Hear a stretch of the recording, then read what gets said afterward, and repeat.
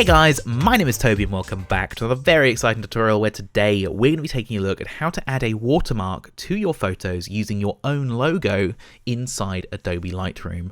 And you may have noticed that we're not currently in Lightroom, and that is because before we can go ahead and add our logo as a watermark in Lightroom, we need to do a little bit of work to it to make sure that it's always going to show up looking great no matter what image you apply it to. And that's because Lightroom watermarks, the way you set them up is you basically tell them to always go in the same spot on an image. So for instance, I always put mine in the bottom left hand corner. I think it's a fairly common place to put a watermark and it generally looks quite good. But the problem is that you can't always see you can't always predict what's going to be behind your logo. So in this case, we've got some quite dark text, and if it just so happened that the bottom left-hand corner of the image was very dark, it might make this really hard to read. And that's not great if you're trying to show off your brand or, get credit for your work, because if you can't read what it is, then what's the point of even watermarking it? So we've got a couple of tricks we're going to do to make sure that no matter what it is, it's always going to be able to be read.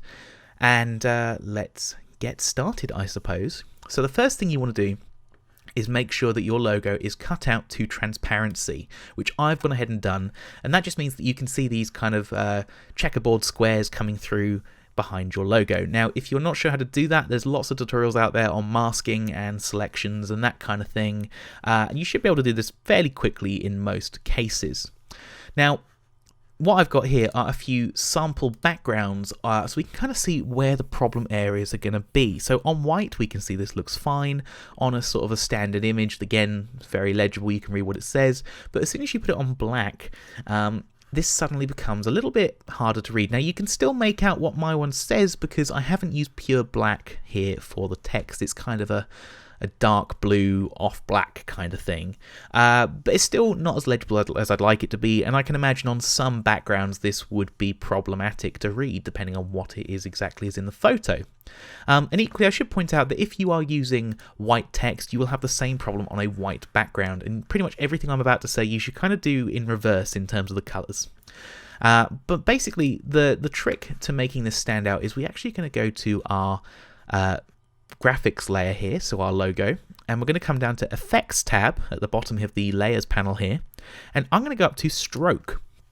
And what this is going to do is it's going to add a outline around our image so that we can kind of see it a bit more clearly and it's going to stand out. So this is kind of actually already set up a little bit for me, but what you want to make sure you've got set is the position should probably be on the outside. If you put this on the inside, it tends to kind of change the way the font looks, whereas if you stick it outside, then it stays kind of legible and how it was intended to be.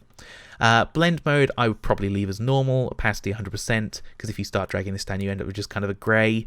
And I'm using white because we've got a dark area that we're trying to make stand out, and this is just going to create some separation between the background and the text so you can always read it. And as I mentioned, if you're dealing with a white logo and white text, you want to set this color to black or something like that. So I'm going to go ahead and hit OK, and as we can see, we can now read it on the black background. It's still legible on the normal kind of general image background, and it's still fine on the white background because it kind of blends away and you can't really see it.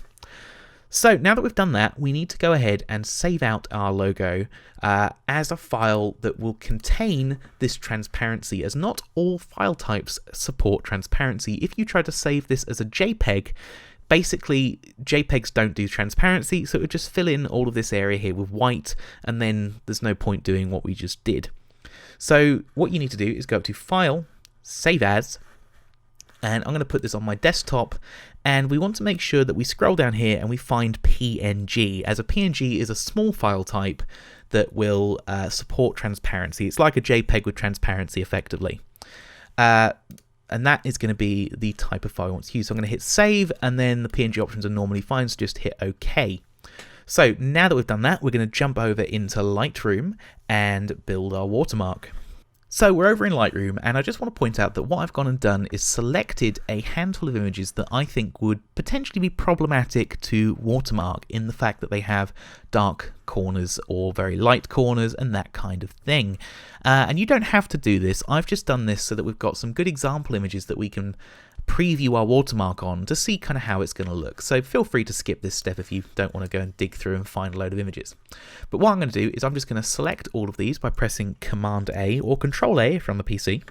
And I'm going to come up here to Lightroom and then Edit Watermarks. Now this is where it lives if you're on a Mac. If you happen to be working on a PC or a Windows machine, you want to go up to Edit, and then this Edit Watermarks option will be in the Edit menu. So I'm going to click on Edit Watermarks, and it's going to bring up this watermark editor.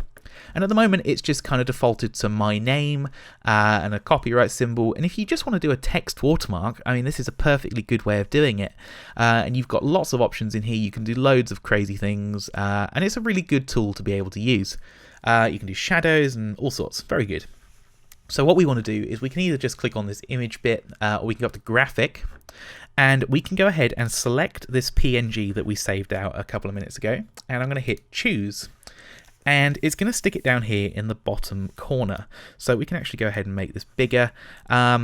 And you know, at the moment, if I shrink this down, it's kind of looks very hard to read. That is purely because it's kind of previewing it, and it's at a very, very low resolution, so you're not really going to be able to make it out. But rest assured that when you actually start using this and exporting it on images, you will be able to read all of that text. It's just a sort of a side effect of the previewing that we're doing. So I'm just going to make this a little bit bigger for the sake of the tutorial, but what you want to do is, I think that it looks good, except that I don't like the way it's kind of smushed up against the side of the photo here. So if you scroll down in these options to watermark effects, you can actually change the inset. Oh, and you can also change where it anchors. So if you want it in the right hand corner or the top right hand corner or whatever you want to do, you can change that using this little tool down here. But I don't like the way it's smushed up against the side, so we're going to change the inset. So we're going to move it horizontally over to the right a bit, and maybe we can bring it down just a touch because it has got a little bit of extra space just there, and I think that looks pretty good. Quite happy with that. So I think that's pretty much all we want to do. We could maybe make it a bit smaller, and then maybe make it a little bit higher off the ground there. Something like that's going to be pretty good. And again, this is probably oversized for what a real watermark should be. I mean, really, I think something about that sort of size is probably good. But just for the purposes of this tutorial, we're going to make it a bit bigger. And we're going to hit save, and it's going to ask us to name our preset. So I'm just going to call this Big Idea Editing and hit create. So now that we've done that, if we go up to File, Export, we can come down in here and find watermarking. So we want to tick watermark on, and then we've got a watermark here called Big Idea Editing. So if we tick that and then hit export, Lightroom is now going to start exporting our photos, and it's going to do it with that watermark intact. So as you can see now, it's finished exporting, and we've got a lovely, crisp, clear watermark. It's probably a little bit bigger than it should be, but it's very legible, and you can see it on every single one of these images. You know, even where you've got this kind of light and dark separation, you can imagine without this white highlight, that might start to become a bit hard to read in some of those areas. Again, you know, no problems reading that. On the white or on a brighter background, I think this tends to look better, but you know, the point is you can't always pick what your watermark is going to be put on, just because I think we all shoot lots of different varied types of shot, and you know, some of them are dark, some of them aren't.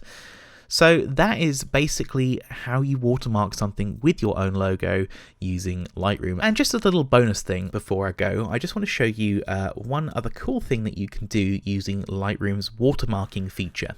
So if I go up to Lightroom and then edit watermarks, I have actually got another preset that I have made in the past called Proof Watermark.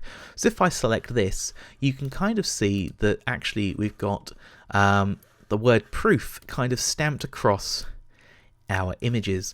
And basically what this is, it's a way of me sending images to clients before they've been paid for, so they can have a look at them, kind of see, you know, that I've done the work and they're happy with it. But it means that they then can't just take the images and run off with them, which is something people do, which is very unfortunate, but that's just the way of the world. So this is effectively a way of baking in just a big fat stamp to say that you have not paid for this image, and it's a really good thing to have kind of in your tool. And the way this is set up is just the word proof. I mean, you could put whatever down here, but proof works pretty well for me. and then you can change your fonts and you can do whatever you want. Basically, it's a low opacity. It's set to fill 87% of the screen, and it's set to be anchored to the very center of the shot. And this is a really useful thing to be able to do. And so that's all fine. And you can actually set up export presets, so it will do like a low resolution version with that watermark, or you can set up one where it's for Facebook with your logo watermark and it's kind of Facebook resolution, or you can do a high res version with no watermark. There's lots of different possibilities for exporting in Lightroom, and it's quite worth playing with if you change, kind of where you're sending images and to who as well. So thank you very much for watching. My name is Toby, and we'll see you next time.